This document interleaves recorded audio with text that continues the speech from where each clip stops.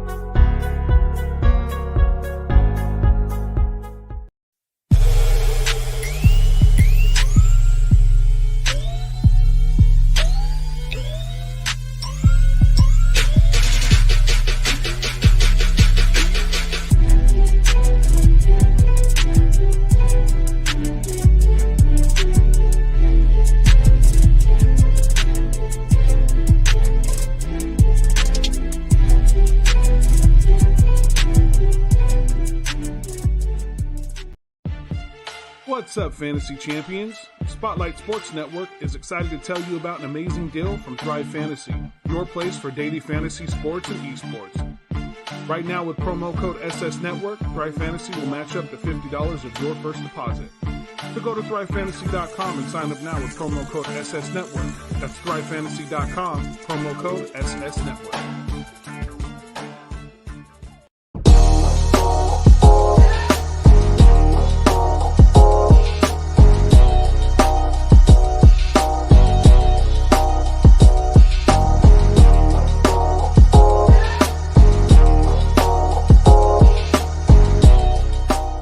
Do you like the Oakland A's? Are you a fan of the Golden Knights? Do you love the Los Angeles Chargers? Well then, my friend, you're in the right place. This is the Snake Sports Talk Show with your host, Jake the Snake Silva, brought to you by the Spotlight Sports Network.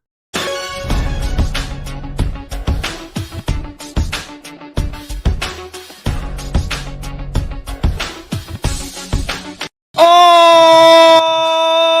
right, ladies and gentlemen, happy Friday to you wherever and however you may be watching and listening to me tonight. This is the Snake Sports Talk Show with your one and only host, Jake the Snake Silva, coming to you live all over the social media grid, Facebook, YouTube, Twitter, Twitch, and also follow me on Instagram as well for all of your latest episodes that you could catch here on the Spotlight Sports Network. And also do subscribe. We're on the road right now. We are about 8 more followers away. 8 more subscribers, I should say, from hitting Lucky 400. Oh, and by the way, I'm going to showcase this here in our next break. But I have a special treat for every single one of you guys when we get to 500 subscribers, so stay tuned from there. But we are getting on the road to 400 subscribers on the Snake Sports Talk Show and on the road to 1,000 on the network itself.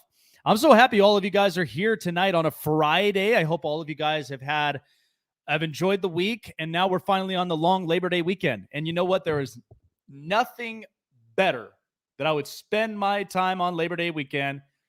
I guess you could kind of say just a little staycation. Well, folks are actually up in Panguitch, up in Utah. They love fishing. They love camping. That's always my favorite kind of thing too. And so probably going to be spending some really good quality time with the girlfriend. And not to mention too, college football's officially back, and then next week the NFL's kicking off. We got a lot to dig into.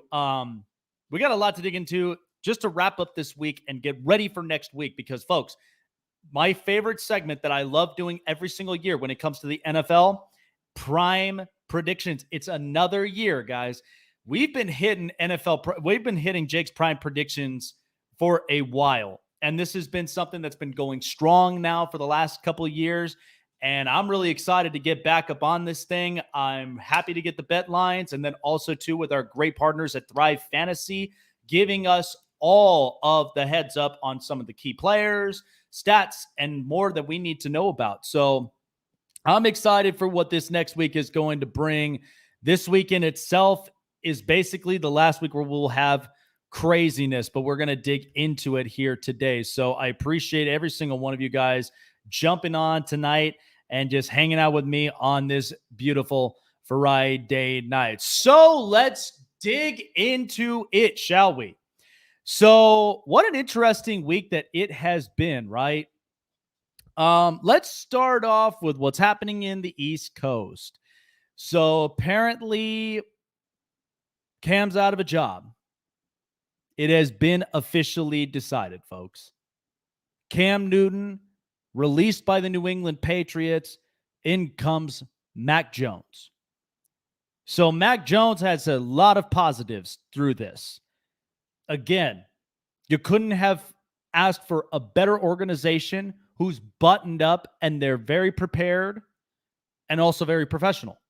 You couldn't have asked for a better coach, Bill Belichick, and a better system and playbook. Here's the thing. This has always been a thing in New England. It has been going on for 20 years. Did you guys even remember any of the quarterbacks before Tom Brady?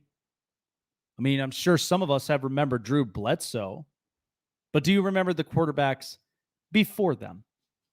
You probably don't, do you? But that's probably because it has spent years and years and years to find the right ideal quarterback in this scenario. They bring in Drew Bledsoe, was still in his prime, had a hell of an arm, but then an injury pulled him back.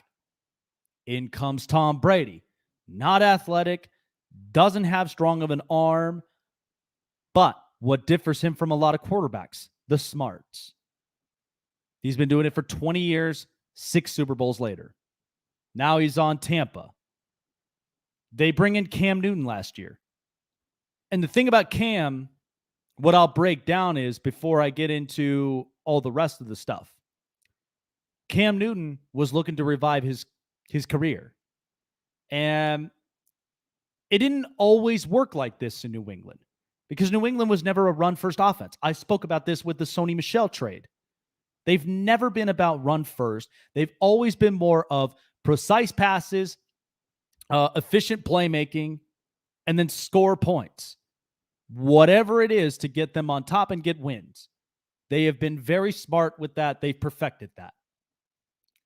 And now they have the next future successor in Mac Jones. I had a lot of questions about him. But much like I had questions about Tua, I think Mac Jones can succeed very, very well. He's in the right system. He's in the right organization. He's with the right coach. And he's probably got the best group right in front of him, with a top 10 offensive line every year. And Mac Jones, I'm excited for him. Because you know what's funny is that we're dawning the new age of quarterbacks. Once Tom and Big Ben are retired, like, that's it. That's all it's going to be. New age blood of quarterbacks. Only 2 organizations that are going to move off from their quarterbacks, and then we got a new era. I would assume we'd probably call it the Mahomes era. But despite that, Mac Jones will be part of that, being a starting quarterback by week 1. And here's the best break. They're playing against Miami. That's tough. Tough defense. You're playing Brian Flores. You got a lot on the table. The one funny thing is, as I've said before, New England's always been precise with their playbook. The only problems that they've had was they were not good at drafting position players. But they somehow came away with a really good quarterback in Mac Jones. Now they have to fit all the pieces around him. That's why they got Nelson Aguilar. That's why they got Hunter Henry. That's why they got Jonnu Smith.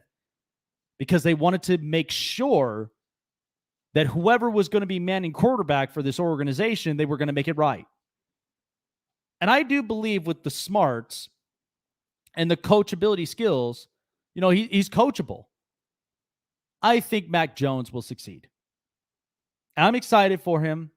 I don't think he has all of just the athleticism of a Zach Wilson or an arm of like Trevor Lawrence. But that doesn't matter. What matters is if you win games and you stick to the plan, you execute your job. That's the only thing that matters in this league. Because we get so caught up with the flashy and the fresh new, it's like when we look at new cars, right? We look at new vehicles, the newest brand new thing that came out.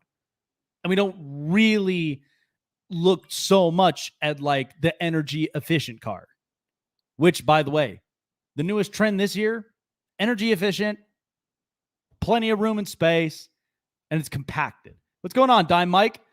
So that's really what society has been all about in the car industry. The times of having that super luxurious car and the sports car, they're still there, but they're not really as the big topic in America. But like what we see with Mac Jones, he's up in the middle of the pack, and I do believe he'll succeed. But he doesn't have to possess the skills of a Mahomes or Lamar Jackson or a Josh Allen. As long as he executes the play, he's got such a bright future. And that's what Mac Jones really possesses. And I think Bill Belichick took a risk starting this young kid, see what he's got, and then you follow with the rest of it throughout the season.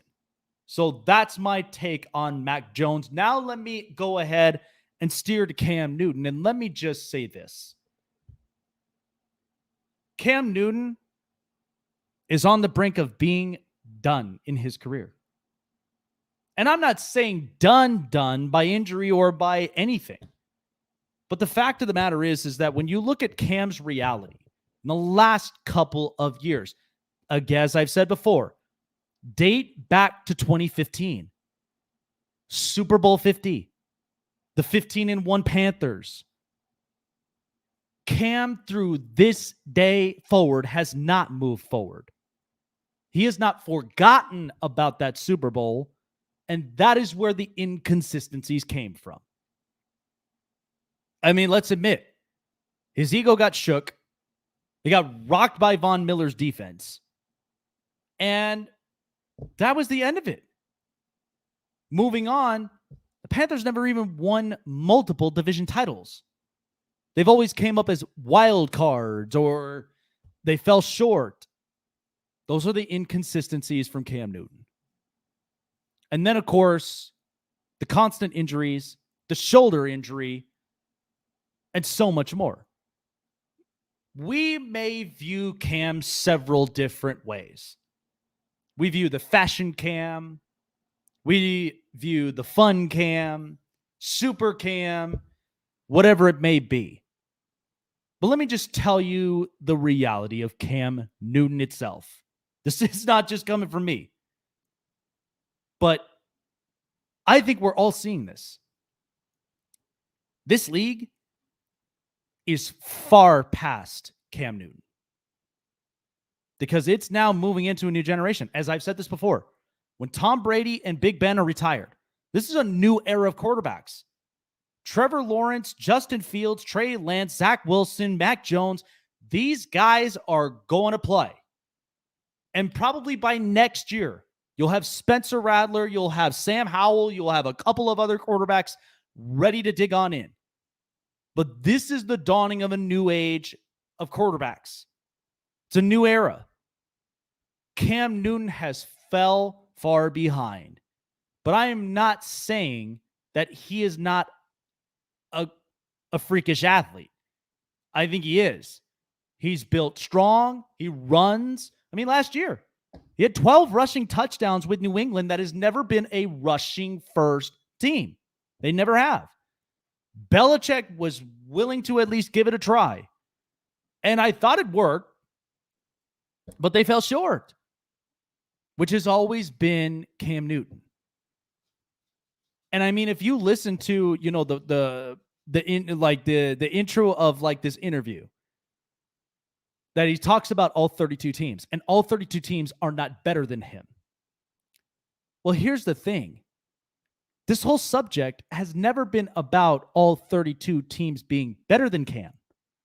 The subject's talking about, will Cam evolve? And from what you and I are witnessing, it doesn't seem like he's going to evolve. Take, for instance, Russell Westbrook. They both are freakish, hyper-athletic superstars. They both are. One runs the football well. He's strong, super Cam. The other, triple-doubles machine. But what are the flaws? Cam can't throw the deep ball. Russell Westbrook can't shoot threes. So you have flaws there. But it's how you escalate through the flaws. It's how you get past them. But I don't think Cam Newton's really getting past his flaws. Neither is he getting past this part of him that's still holding him back. The Super Bowl. It's been years now. We're in 2021. It's not 2015 anymore. And that's the part I have concerns with Cam Newton. But let me just tell you this. What's wrong with taking a backup quarterback gig? People have blasted me about backup gigs for Cam Newton. You know what I said last year? And I had a discussion with Maurice Jones-Drew. I said, look, if Cam's going to be a starter is going to be a starter anywhere, he might as well be a starter in the XFL. Because at least from there, it's money revenue, it's marketing, and he's out on the field every day. I wasn't making that to become a complete joke. I was making that point because as the era of quarterbacks are coming in by next year, Cam's not going to have a spot. But remember this, backup quarterbacks, high-end ones, I think are the most valuable, it's like a secured insurance policy. When you have the best of the best insurance, covers your health, covers your dental, covers your vision. I mean, you'll be in good hands. You ain't got to worry about a thing. You just got to worry about getting better. Think of the situations that are happening right now. And think about, remember when Tennessee, when they took a shot at Ryan Tannehill for 1 year? Okay, backup quarterback gig. And then when it came to the point that Marcus Mariota was not producing numbers, they benched him, in comes Ryan Tannehill, and he's been the starter since. Or how about with Gardner Minshew? Gardner Minshew could play in this league, and I'll be talking about him a little bit later on. But Gardner Minshew can play in this league, and he has shown spurts that he can. The unfortunate part, he was just in an organization that they'd given up on a lot of players. They sold them all away, and now they're bought into a new system with Urban Meyer and Trevor Lawrence. Now he's a part of the Philadelphia Eagles. One place where now Jalen Hurts has pressure on his shoulders. But at least he has a productive quarterback behind him. And think about Marcus Mariota. He goes to the Raiders for 1 year. Derek Carr pulls a hammy in the middle of the Charger game, comes in, and then he just made all these quality throws. I said, where in the hell did I see that? There is a little bit of hope for Cam. And there are a couple of places that I think Cam could go to. Number one is definitely Dallas. Dallas does not have capable backup quarterbacks that can win you games, that can get you past at least some of these hurdles if Dak gets hurt. Because remember, Dak's coming back from injury. And if you do not have a high capable backup quarterback that could at least fill in the shoes while he's out and trying to get better, then Dallas is just going to be irrelevant. That's just who they'll be. But I figured Cam, because he still has value, is also the marketing is going to be sky high because of the fact of his own brand mixed with Jerry Jones's brand of the Cowboys. I mean, the second he's in a Cowboy uniform, he's making millions because they love to overpay for good players. Not great. So it's a thought for me. I like Cam Newton. I think he's a nice guy. But when you look at the reality and the real look of Cam, this is what you have. And people have to realize this because new blood is coming in each time. If you're not willing to evolve, then you're kind of out of it. You're done. And that's where Cam has to be able to evolve. Otherwise, he's far behind this league. The league is changing. The league is growing. It's getting faster. And people are loving the quarterbacks that they have. But I feel like Cam in Dallas, just take a backup gig. It's not that big of a deal. You'll make your money's worth. That's one. But the other part is you're actually doing Dallas a favor. If Dak gets hurt again, in comes Cam. Cam will at the very least do what Cam does. And maybe that'll up a spark for the rest of the Cowboys roster. But that's where I sit at right now with Cam Newton. Good kid. I mean, I liked him ever since he was drafted. And I thought he was talented. But after injuries and after all the inconsistencies and just not winning enough division titles and even getting in the playoffs, that's where it grew my doubt. I mean, respectfully, that's what I'm saying. Evolve. Every part of your life, and think about it, when you're in a business, you are replaceable. That's the mindset and the reality of business. You are replaceable.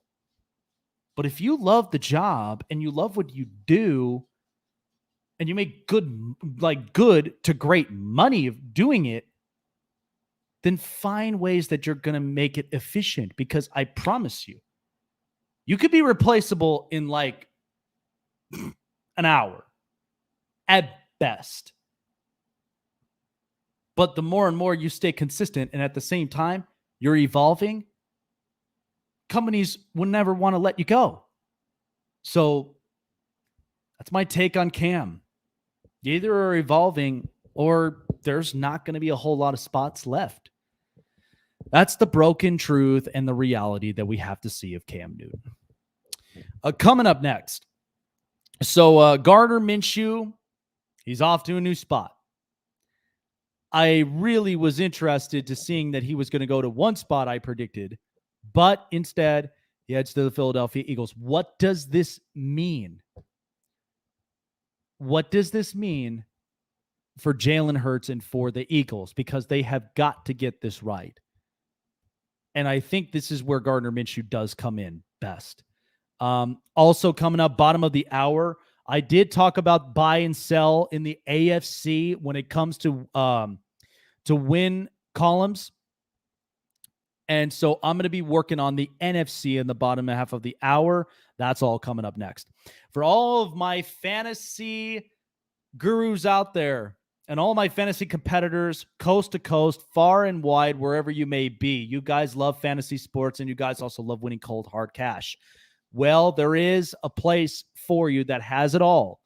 And you can download it on your mobile device through Google Play in the App Store, or you can go online to thrivefantasy.com. Thrive Fantasy has so much that you could choose from. I mean, it's expanded. There's a lot. I mean, I love what I'm seeing right now in Thrive Fantasy. And here's what's best of all, because this is the big thing. You sign up week 1, you could be winning up to $100,000 in pool play just for week 1 alone. There's contests. There's so much more that you can get involved in Thrive Fantasy. Go sign up now and play your game.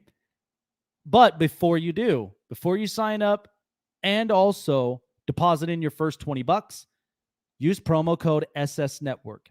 A gift from us and through Thrive Fantasy that we promise to match your $20 deposit to $50 in your first play. That's more fun. That's more competition. And that gives you more guarantees.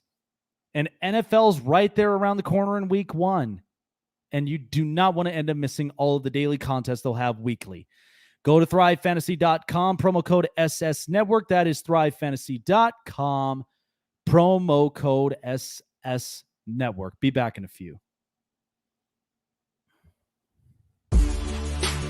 Welcome to the My City, My Game pod show featuring Raider J77, your place for all things Raiders and all things Trailblazers. Brought to you by the Spotlight Sports Network. Make sure you like, subscribe, and hit the bell for notifications. Now let's go.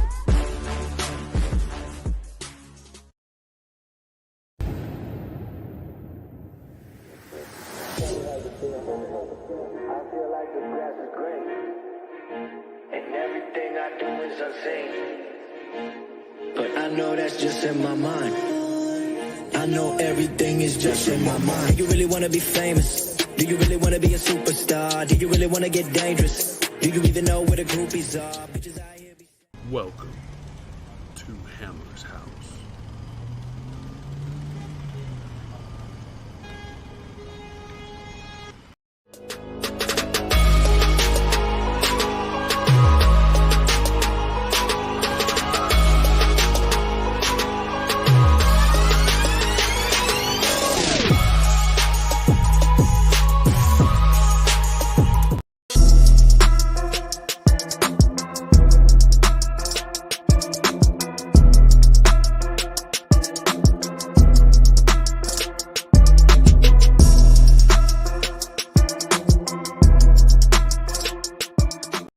What's a Raider, bruh? Always a Raider, bruh. Shit, simple as that. You look silver and black. Lot of bread invested in that O-line. Car insurance cost the arm and the leg to reach that goal line.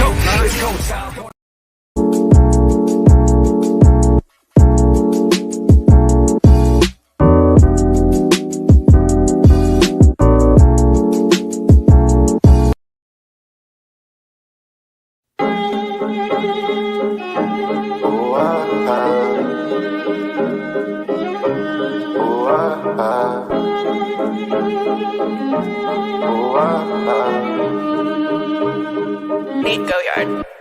Bitch, I'm a ball, bitch, I'm a ball. I don't get no ball, I don't get no ball. What's in my cup? What's in my cup? Full of that punch, look at that punch. Bitch, I'm a ball, ballin' like Kobe. Ho, keep it moving, cause you do not know me. Bitch, I'm a ball. If you guys haven't done so already, and there are deals after deals after deals going on in the SpotlightSportsNetwork.com when you go to our merchandise section, all powered by Spreadshirt.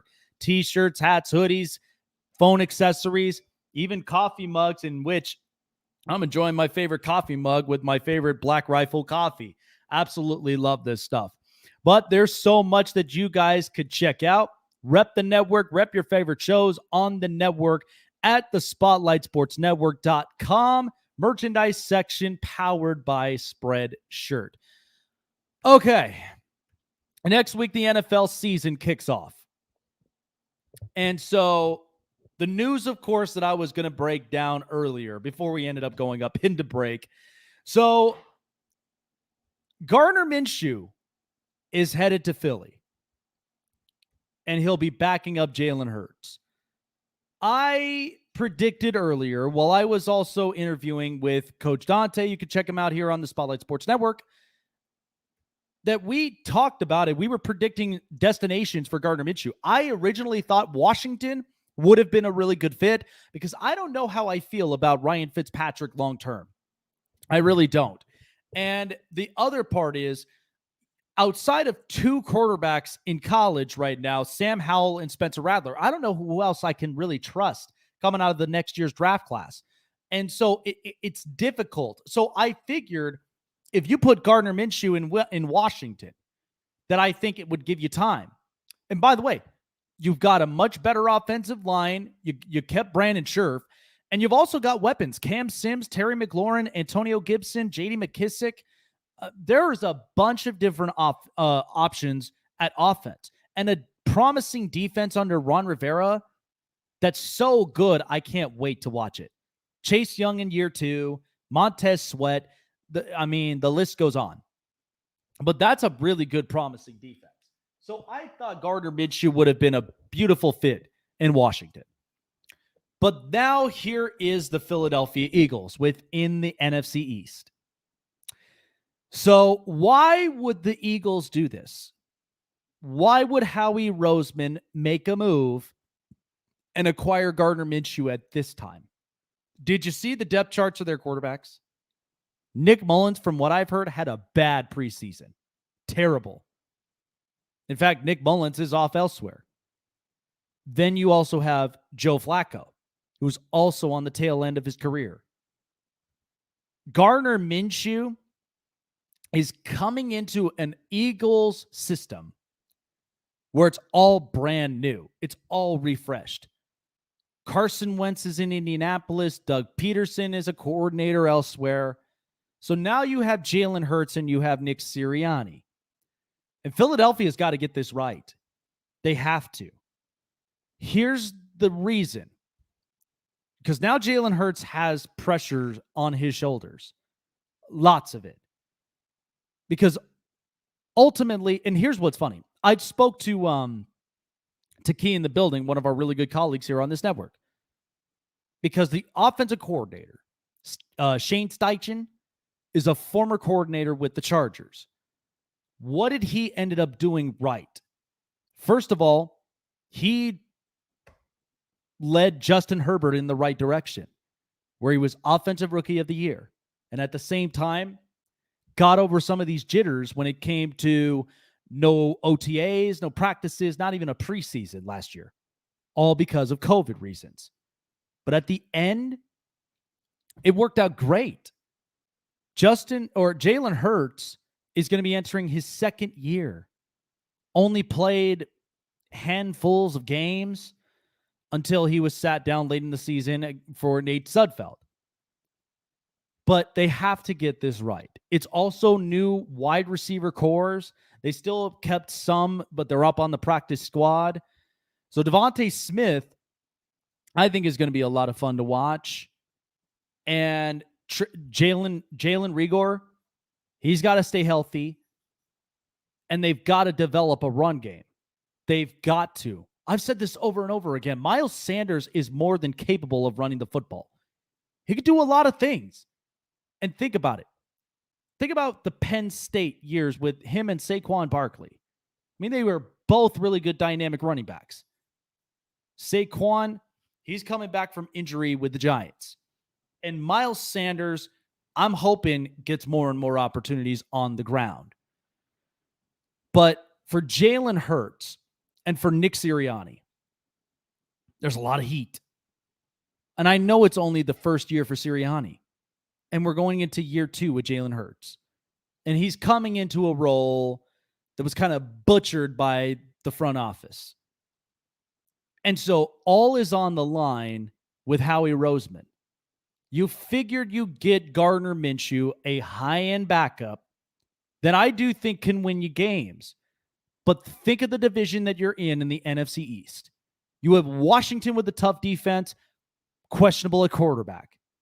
You have Dallas with a whole lot of weapons, and Dak Prescott's coming back, but I don't trust the secondaries. You got the Giants who got some new pieces, but the offensive line can't seem to be protecting Daniel Jones majority of the time, and Daniel Jones can't hold on to the football. This is where Philadelphia does not have room to make mistakes. And a lot of pressure's there. So Jalen Hurts has to make this work. Nick Sirianni has to make this work. Because you know what this is signaling to? It's signaling to the league, because a lot of us kind of looked like, what in the hell are the Eagles doing? Because with Carson gone, the offensive line now, hoping it is healthy and it's better. But at the same time, you're in a division where there's a lot of question marks elsewhere. Question marks on Washington's quarterback. Question marks on the Giants' offensive line and Daniel Jones. Question marks on the Cowboys' secondary. My question, is the whole entire group going to be working for Philadelphia? That's the only question I have for the Eagles. So I do think Gardner Minshew does serve a really, really good purpose as a high-end backup. But I'm telling you, there's a lot of heat in Philadelphia. And they got to make this work one way or the other. Otherwise, you kind of know what the reality may be with the Eagles after the Super Bowl victory. They would have never recovered right from there. And that's the only thing I think all of us are waiting for. So this is the year, Philadelphia. This is the year to clean up your mess and make things right. Because you can't afford any more mistakes. Time now for the hot press.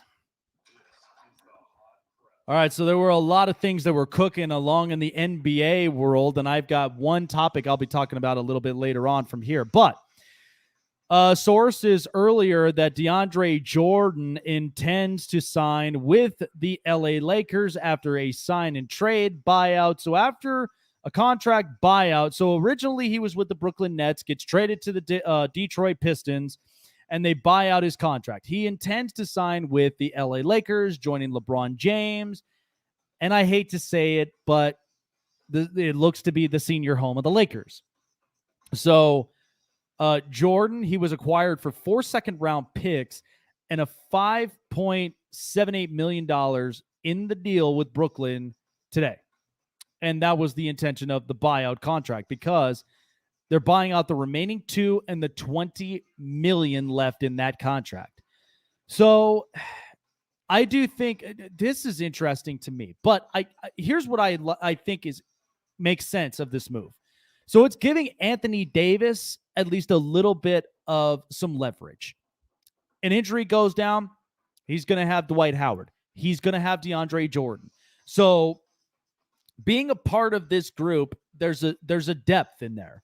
Now, who knows what DeAndre Jordan may do with the Lakers, but I do understand the depth process with Anthony Davis and the rest of this Laker group. But hopefully he's productive. And again, I don't know what this Laker group is going to look like. It's old all the way down on the roster. From top to bottom, it's old. And I don't know how the Lakers will really perform this year. But DeAndre Jordan, if he's adding in more depth to ensure that Anthony Davis has protection, then that's fine with me.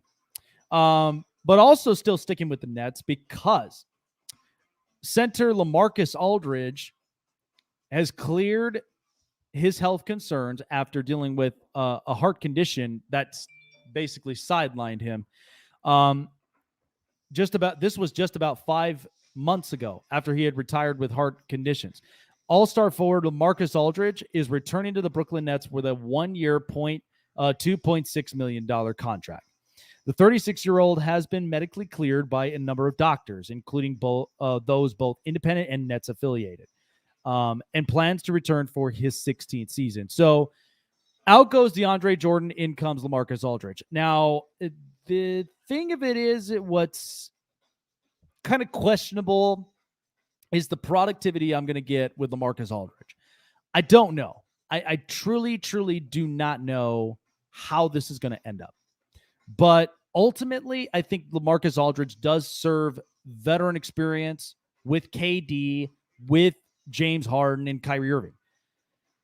And it's up to the Nets, however that they're going to work this group. But Steve Nash has a lot of things to really adjust to and work on before the season comes around the corner. But it'll be very interesting to see. And I'm hoping really, really good things for LaMarcus Aldridge. After the heart condition news, I was hoping and praying things will be good.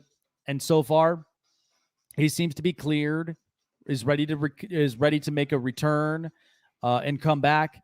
So I'm excited for this, and I hope the best for LaMarcus Aldridge, but we'll see exactly how this Nets group will pan it out. So sad news, of course, around in New England.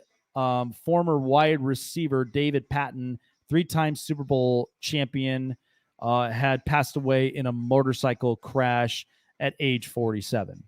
This was just outside of Columbia, South Carolina. This was all just uncovered by Richland County coroner Nida Rutherford.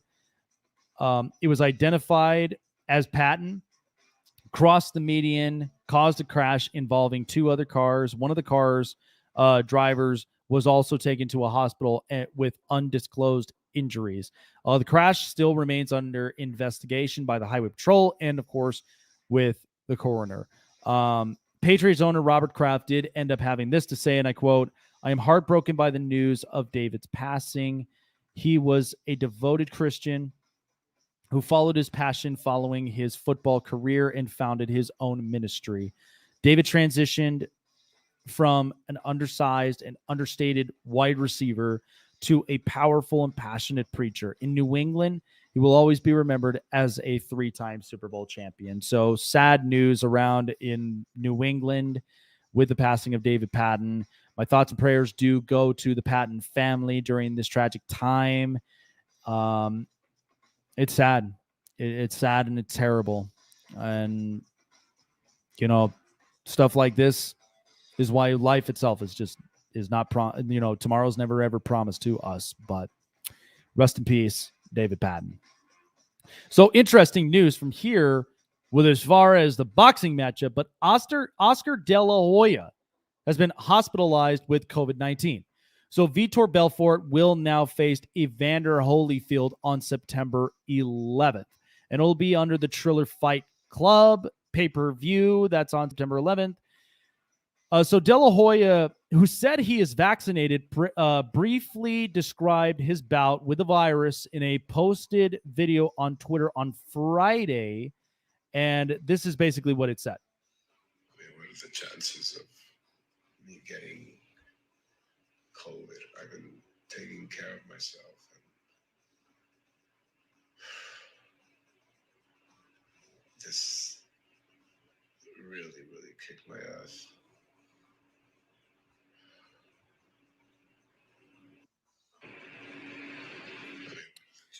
So Oscar De La Hoya right now, thoughts and prayers to him as he is right now trying to make a recovery against COVID-19.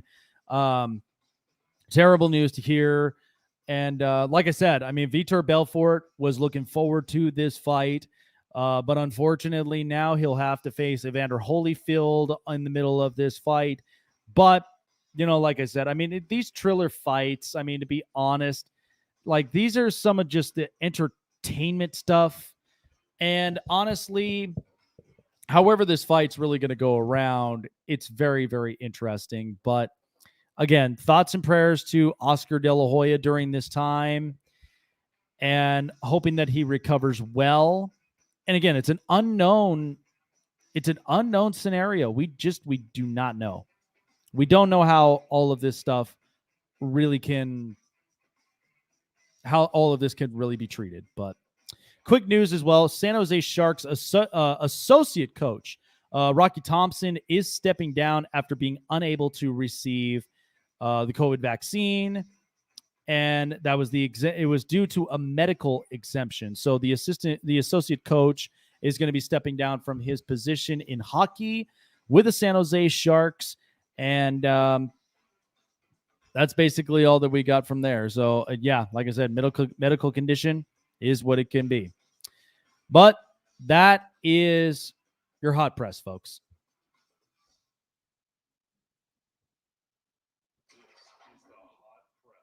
So before I go up on a break, I wanted to say something with this that involved the NBA. So of course there were big time news, and I can't wait to really just, share up my thoughts and also get interviews up on this as well. We'll probably have that Monday.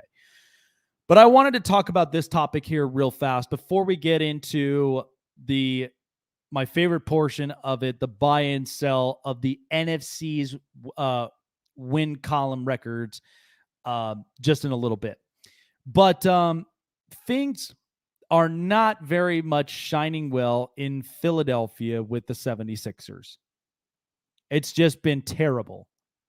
So just when we thought we were getting excited for the NFL, And just when we were getting excited for a lot of things to come as well through next week, all of a sudden news breaks out. Hey, Ben Simmons comes out and ends up releasing this press that he does not want to play for Philadelphia. He wants out, and he's not going to show up to camp. Let me just say something about Ben Simmons. Because ultimately, this is kind of a harsh reality for the Sixers, but also I think this is more of just the reality they have to deal with now. And Ben Simmons, since he came into this league, first year he was hurt. And I'll say this, Ben Simmons is a remarkable defender, but for the life of him cannot shoot and probably will not shoot. But I have heard tons of people defending Ben Simmons for whatever odd reason. I gave my 2 cents into this whole conversation. If Ben Simmons is not really willing to shoot and he's not really willing to evolve and all the other stuff, then you know what? It's done. That's just usually how I am. If there are people who cannot respect the idea or the focus, or at least the plan moving forward, you're probably going to be left behind. Ben Simmons up to this point, and this is the harsh reality for the Sixers, because date back to a couple of years ago, Ben Simmons' rookie year. I mean, you had guys like Drew Holiday. You had a bunch of really good players. Drew Holiday then ends up going to New Orleans. You also had J.J. Redick, and you also had Jimmy Butler. Big-time shooters. They're gone. Because there's no chemistry in that locker room. There was not a leader. And so after all this nonchalant, Ben Simmons is doing his own thing. Gets his all-star accolade, and he's not really willing to play to give it 110% for the Sixers. But you know what's funny? We often criticized about Joel Embiid. But you know what? Joel Embiid has actually been playing really good. He's been playing phenomenal.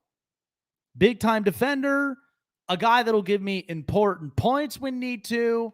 So he's been playing really good at his position. And think about this. Philadelphia was lacking shooters. In comes Daryl Morey. And in comes Doc Rivers. What is the first thing they do? Well, you got Tyrese Maxey, shooter. You get Seth Curry, shooter. You get a bunch of young shooters with this group. And now with all this tussle with Ben Simmons, most of these guys, it's like they can't really play under these conditions. And think back last year. The Sixers had an opportunity of a trade. They had an opportunity of a trade that could have just wiped away all this. And so you now have Ben Simmons for a long time, and especially with the money he's making. But the trade was for James Harden. Let me just tell you the difference between him and James Harden. James Harden, you could deal with some of this and that.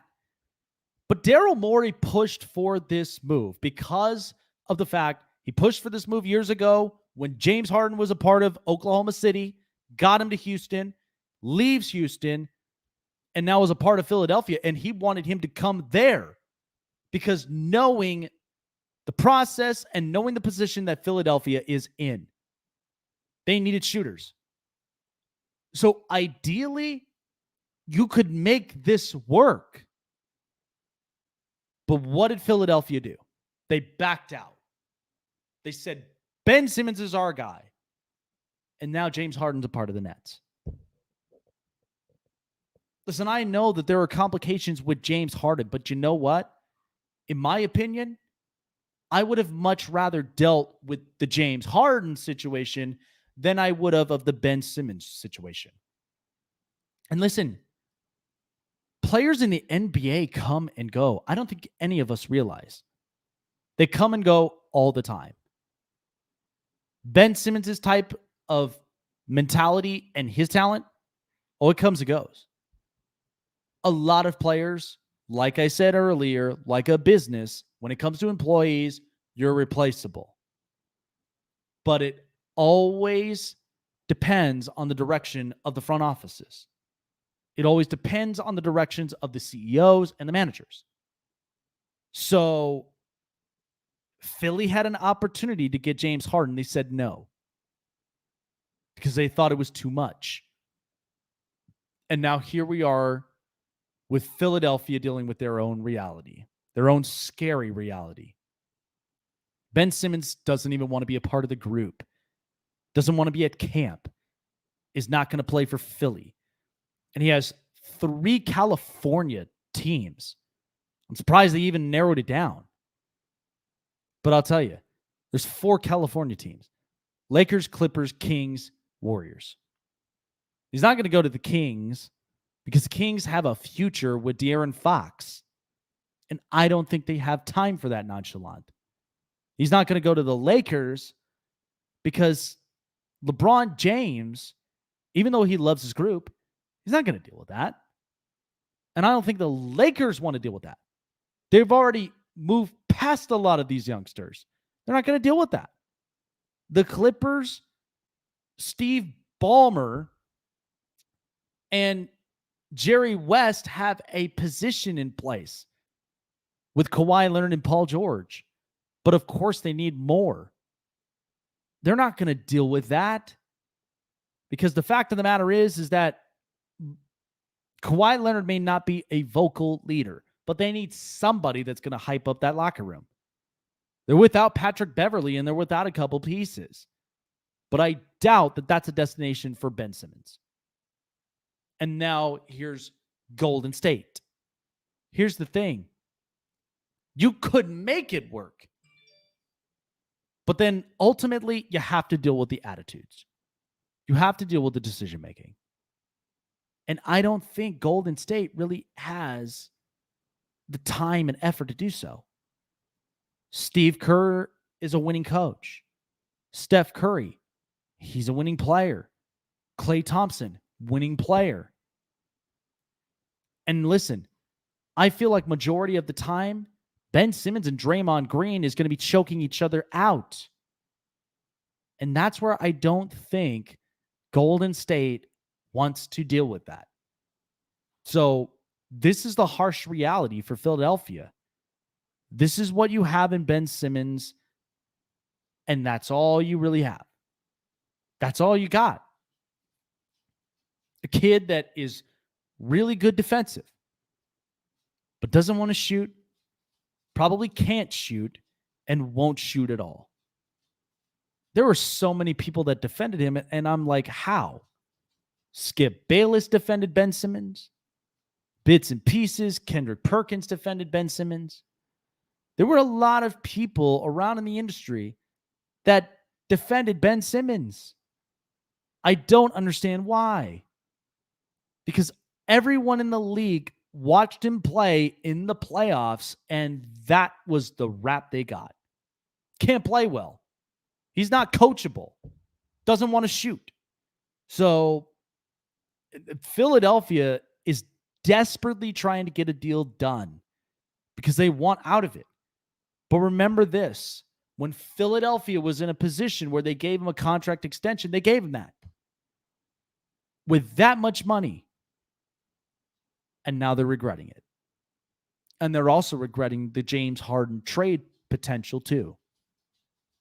But this is where you really have to just ask yourself, look at the ins and outs. James Harden, like I said, he had his own issues, but he's still a shooter. Still can play, still can put up points. You may have to give up something, but you know what? You could recover. You could recover any way that you can. But at the very least, it would have been a completely different looking group. So now you're stuck with a harsh reality. And we're keeping a close eye on what Philadelphia is going to do for next season. But I'm telling you right now, Ben Simmons, what you see is what you get. And this is kind of the reality that you're going to look at for the Sixers moving forward.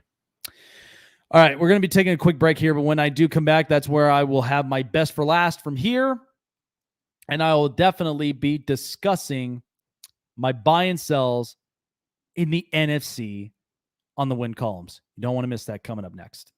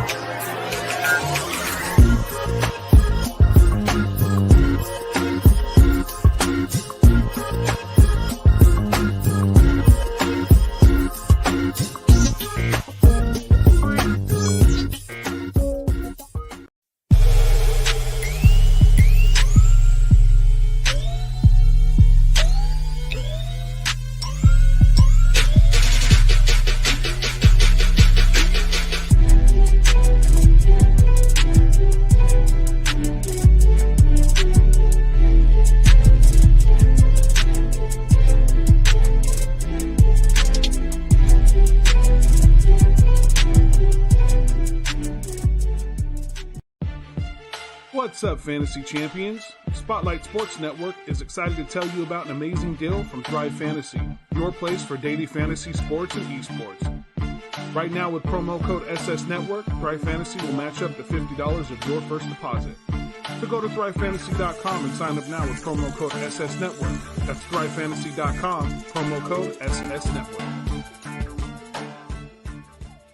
Oh, folks, I really do appreciate every single one of you guys coming on and hanging out with me here on a Friday night. I hope all of you guys have had a fabulous week, and I hope you guys have a great Labor Day weekend. I know it's going to be staycation with me, and just spending really good quality time with the girlfriend, hanging out, playing with the dogs, and just basically kicking back, relaxing most of the time. And like I said, I mean, I can't wait by the end of the month. Going to be planning on going camping and everything else. And so, nothing like, just recharging the batteries and just having a lot of fun. So, and I'll be watching a couple games here and there. And then next week, that's where we get serious. Prime Prediction starts up fresh next week. And you guys do not want to end up missing what I have in store for Prime Prediction. So you guys definitely want to tune in next week on the Snake Sports Talk Show. So, all right, folks. Well, my best for last. I did this in the AFC where we were predicting win columns on all teams in the AFC in all four divisions. Now we're focusing on the NFC. It's a buy or sell edition of these win columns. And I'm looking at it. The NFC is completely reshaped, and it's going to be interesting. It's going to be fun, fascinating, wild. Can't wait for it. So without further ado, let's get into it here with the NFC East. So we'll start from bottom to top. So the Philadelphia Eagles in the NFC East, they finished up at 4-11. Buying or selling, they'll win more than 4 games. You know what? I'm going to slightly buy Philadelphia. I feel like Philadelphia might win 6, if not 7 games. Look, you have to think about the rest of the NFC. And within that division, you've got Washington twice a year, that their defense is tough. The Giants, they have a couple. By the way, Joe Judge really did work this defense good. And they do have a couple of good sneaky guys that are within the defensive court. Blake Martinez and a bunch of others. So the Giants could very much be knocking up onto the door. And the Cowboys, outside of the secondaries that I think is very questionable, you've got a linebacking core with Micah Parsons, Leighton Vander Esch, and you have a D line. So this is going to be very interesting for the Eagles, but I am buying in slightly winning about maybe 6-7 games for Philadelphia, but it'll be a tougher road for them because of the fact of they got to get their playbooks right. Hopefully Nick Sirianni is everything you ask him to be, and they just have a better record than what they finished up with last year. The Dallas Cowboys at 6-10. So my thing is I'm probably going to slightly buy into Dallas. One more game. They'll be 7-10. Look, majority of these games for Dallas is all going to be all out aerial ball. They're playing Tampa week 1. Secondaries are going to get burnt. They're playing the Chargers week 2. Secondaries are going to get burnt. All of these teams that they're facing off all have an offense. So here's the thing. Dallas, with the offense they have, they're capable of scoring 25 plus points. But their defense is also capable of giving up 25 plus points in return. Because of the fact of you got a secondary that's still reshaping, I don't have a concern when it comes to their linebacking core with their rookie Micah Parsons, but you got to hope that this Dallas defense is really the real thing, because this secondary, that's what I get scared of. They're going to get burnt on so many of their plays, and I don't think they're going to win majority of some of these games. I just still think that they still have a few different holes they need to fill and they need to address. New York Giants 6-10. You know what? I'm going to hold on this. I'm going to hold on the Giants because, first of all, this was a team late in the season that actually made some better improvements. I will give them that. I thought Joe Judge, I wasn't sure what I was going to get with him, but you know what? Coming into last season, in the first year, proved me a lot of things differently. Worked up the defense really good. The only question is, first of all, Daniel Jones, it's go time. The Giants can't afford to miss another playoffs again. And that's kind of the reality that they're going through. The offensive line has questions because is it strong and healthy to protecting Daniel Jones? The other part is you have a couple of offensive components, mostly the tight end position with Evan Ingram. That's why they brought in Kyle Rudolph. They brought in Kenny Golladay. You got Saquon Barkley coming back from injury. So the Giants, it's questionable for me. So I just respectfully, and especially with where they're kind of sitting at, I'm going to put a hold on the Giants here with their record. And then finally, Washington, I'm holding on. First of all, the defense is not my problem. The offensive components is not my problem. The offensive line is not my problem. The question is surrounding around the quarterback position with Ryan Fitzpatrick, because outside of that, you've got Taylor Heineke and probably one other third stringer. Washington doesn't have a future plan at quarterback. Much like all the rest of these other teams that have their quarterbacks that actually have really, really tough defenses, I want to buy in so badly to Washington, but I don't know what I'm going to get with Fitzpatrick. I know what I'm going to get with their defense. No doubt. And then the offensive weaponry around Fitzpatrick, oh, this is good. This is a team that's willing to score 30 points. But the question is how long is that streak really going to last for Fitzpatrick? I always think of long-term rather than the short term. So for me, if Fitzpatrick's not a long-term guy and we're starting to see mistakes, don't be surprised. Washington has to find a way to really get themselves a future at quarterback. That's why I said I thought Gardner Minshew would have been a really, really good fit for the football team. But unfortunately, they didn't really pull the trigger. So that's where I kind of sit at with Washington. I'm putting a hold. So I'm slightly buying into the Eagles and Cowboys winning games, holding on both the Giants and Washington. So I'm heading now to the NFC East. So let's start with the 49ers. 49ers, they were 6-10. I'm buying into the San Francisco group. Listen, folks, first of all, Kyle Shanahan is getting everybody back. He's getting Nick Bosa back. He's getting a tough defense back. He's getting the offensive line healthier, stronger, and better than ever. And here's the other part of this, too. You got Brandon Ayuk and Deebo Samuel at the wide receiver position. George Kittle is going to be healthy. Raheem Mostert and Trey Sermon at the running backs. And then they pick up their number 3 draft pick in Trey Lance, who I do think is going to need some time to get ready, get prepared. But there's a lot of positive upsides for San Francisco. Now, I do believe they're going to start Jimmy Garoppolo for safety's sake. And, of course, for building up their future with Trey Lance. So that's no doubt from there.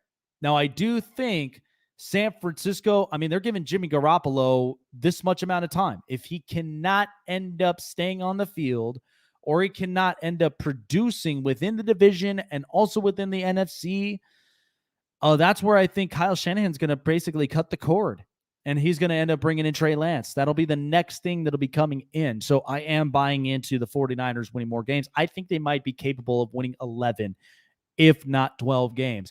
But like I said, fate's in store for them. Let's see what happens. The Arizona Cardinals finished up 8-8. I'm going to hold on the Cardinals.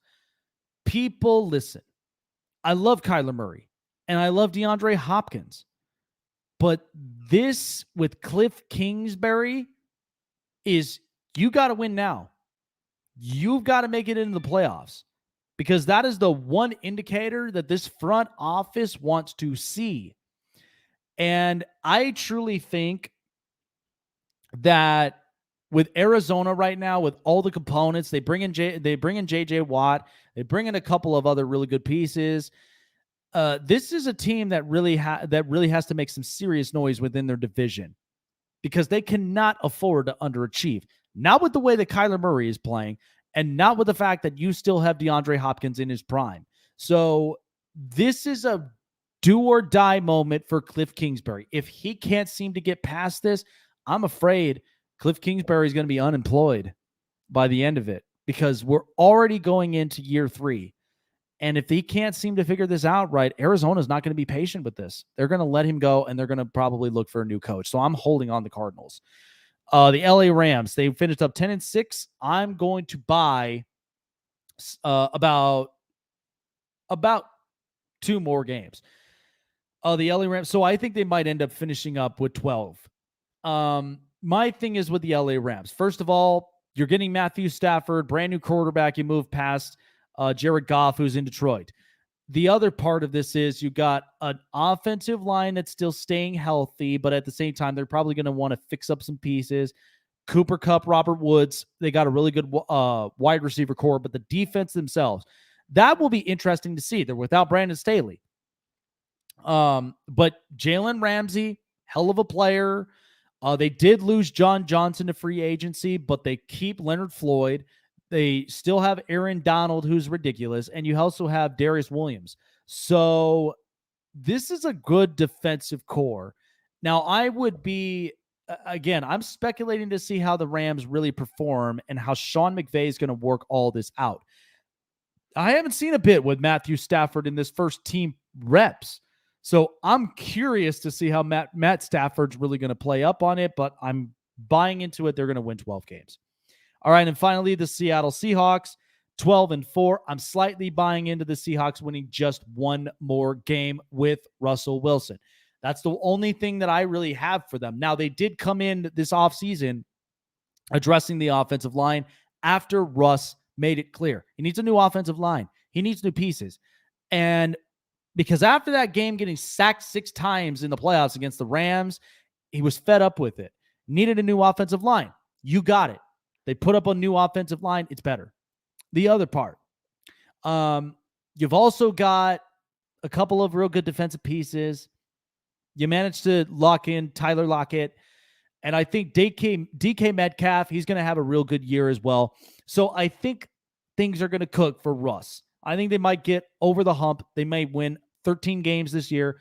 And I do think Seattle because this is a tough division. You got San Francisco cooking up. You got the Rams with Matthew Stafford.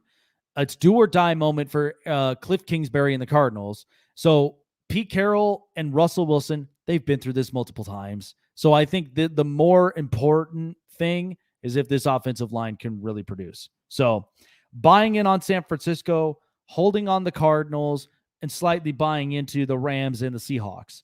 Now let's go to the NFC North. So finishing up 5-11 are the Detroit Lions. I'm going to hold on the Lions because, this is kind of the same spiel, whether you hold or you sell, whatever you may be. They did get Jared Goff, who I think it's going to be a harder year, like proving year for him, because all that this is trying to prove whether or not if Sean McVay made the right move getting rid of Jared Goff. Now, I don't know weaponry wise all around him outside of DeAndre Swift and TJ Hawkinson. I don't know which other receivers that he may end up throwing to. Now, I know they have Tyrell Williams, but even he has been on injury since he's been with the Raiders. But the other part of it is they pick up Penei Sewell. They upped up their offensive line, but it's still not great. The defense, not necessarily shut down type, but whatever Dan Campbell seems to be having in the cards outside of eating people's kneecaps, I don't know exactly what I'm going to get with Detroit. So I'm holding on them with that. Minnesota Vikings, they were 7-9. I'm holding on the Vikings. Listen, folks, first of all, I love what I see with the offensive core. Justin Jefferson, Adam Thielen, Dalvin Cook. That's not a problem. Irvin Smith. And then, of course, you look at a rebuilding defense. You extended Harrison Smith for 4 years and a couple of other really good key pieces. But all of this is laying on Kirk Cousins' shoulders. He has got to be better than what he was last year. This is a guy that's the best salesman in the NFL, basically knows how to sell his worth. And the last thing you want for Minnesota is somebody to take advantage of that. So this is go time right now for Kirk Cousins. They can't make this work and they can't seem to make it happen. Then at this point, Minnesota will still be in the position of where they will be at 7-9. Chicago Bears, they finished up at 8-8. You know what? I'm going to buy at least 10 games for Chicago. They'll go 10-7. Listen, an offense that's much better. Darnell Mooney, Allen Robinson, David Montgomery. I mean, there's some good pieces. And then there's a defense that's also shut down. Chicago really upped up their defense. Secondary-wise, outside of Eddie Jackson's questionable. I don't know if, after they lost Kyle Fuller, this is kind of tough for me. But the whole point of this is this is grooming up Justin Fields. That's what this is doing for Chicago. But if they got to do this right, do not rush this process. Week 5, I'd give it for Justin Fields because I would start Andy Dalton right now just to evaluate first and seeing how things are going to pan out. If it doesn't, then in comes Justin Fields. That's the only thing that I look at. You're getting a stronger, bigger, and also much more accurate thrower of the football in Justin Fields. It's going to be a lot of fun. I'd like to see this, but I do think the Bears will be capable of winning 10 games. And finally, the Green Bay Packers, I'm holding on them at 13. Because right now, with this whole Aaron Rodgers spiel, and then not to mention they lost Christian Kirksey on defense. There's a couple of defensive pieces that's questionable to me. They lost their Pro Bowl center in Corey Linsley and a couple others. It's a different look of an offensive line. Now, they do have Devontae Adams and A.J. Dillon and also Aaron Jones. They ended up getting Amari Rodgers from Clemson in the draft. But who knows exactly what this Packers team is going to be like. And for Aaron Rodgers, he was completely all over the place. He was here, he was there, and now this will be the last year of him being in Green Bay before who knows what he does. So the Packers, I'm holding on them. It almost may be a slight sell because there's just too much revolving around this organization and within the front offices. So I am holding on the Detroit Lions, holding on to the Minnesota Vikings, buying into Chicago, and I think I'm going to do a slight sell for the Packers, and I think they might actually win 12. It's just because of just all the focus that's happening in Green Bay. That's the only reason. All right, the NFC South. This is interesting. So I'm going to take the Atlanta Falcons, who are 4-12. I'm going to buy on the Falcons. I think they might actually win 6, maybe 7 games. Finally, for the first time in Matt Ryan's career, he has an offensive-minded coach in Arthur Smith. But on top of all that, yes, they lost Julio Jones, but they have Calvin Ridley. They have Russell Gage. They just picked up Kyle Pitts as a big-time tight end. He's going to be a lot of fun to watch. Defensively is questionable because outside of A.J. Terrell and Deion Jones, there are still some pieces that concern me. But at the same time, I think you're going to get the best out of Matt Ryan. I think you're going to get a lot of really good positives, but I'm waiting to see exactly how this will all unfold in the end. But I think they're capable of winning 6-7 games. The Carolina Panthers, they went 5-11. I'm buying in. I think they might be capable of winning 8-9 games. We know the owner is incompetent. He is impatient, but Matt Rule is a changer of the system.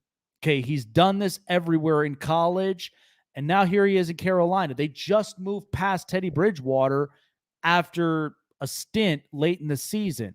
In comes Sam Darnold. Darnold is coming off of an organization with Adam Gase and the Jets that just nothing worked for them. So Sam Darnold, his career is going to be reshaped, reformed, and bigger and better than ever. Wide receivers, DJ Moore, Robbie Anderson. I'm also getting a healthy Christian McCaffrey back and a defense with Shaq Thompson, Jeremy Chin, and a couple of other players. J.C. Horn? Don't sleep on Carolina. That might actually be a pretty damn good reshaping team. Now, I don't know questionably if they'll make the playoffs or even if they're just short. They're moving in the right direction. And I think this is all going to come in within Matt Rule's system. He's going to make this work. But Sam Darnold, watch out, fantasy owners. He's going to have a hell of a year. The Tampa Bay Buccaneers, I'm buying in that they're going to end up winning 1 more, if not 2 more games. They retained all 23 of their star players. Tom Brady, of course, on the last year of his contract, I think they also gave him another year. But I mean, this group is ready to run it back. Now, the concern is because they are fresh from a Super Bowl victory. And sometimes this does happen with a lot of teams.